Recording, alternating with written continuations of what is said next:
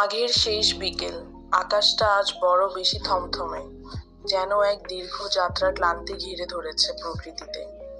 কুয়াশার পাতলা চাদরটা এখনো ধুলোমলিন গাছগুলোকে ঝাপটে ধরে আছে। উত্তরে হাওয়ার সেই শেষ ঝাপটা যেন কানে কানে বিষণ্ণ এক বিদায় বার্তা শুনিয়ে যাচ্ছে।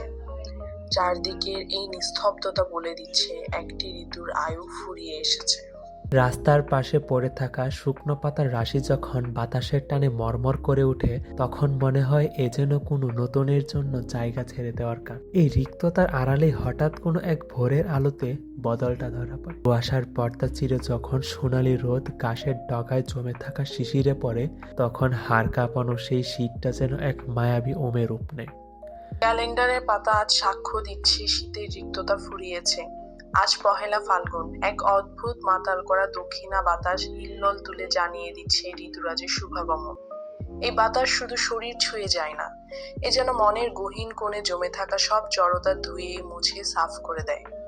চারদিকে এখন এক অদ্ভুত সতেজতা আর নতুন করে জেগে ওঠা প্রাণের স্পন্দন। তাকিয়ে দেখুন, প্রকৃতি আজ কতটা রঙিন। শিমুল আর পলাশ যেন নিজেদের বিলিয়ে দিতে প্রস্তুত।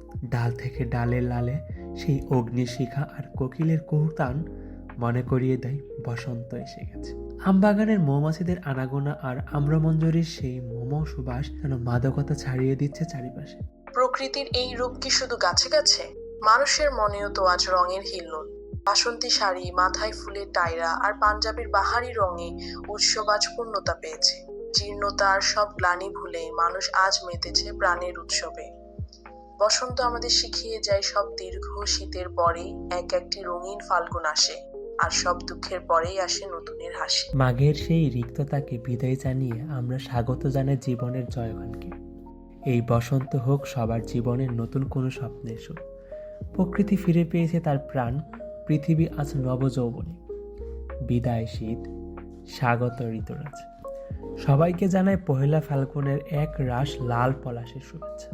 বসন্ত আসুক প্রতিটা ঘরে, প্রতিটা হৃদয়ে।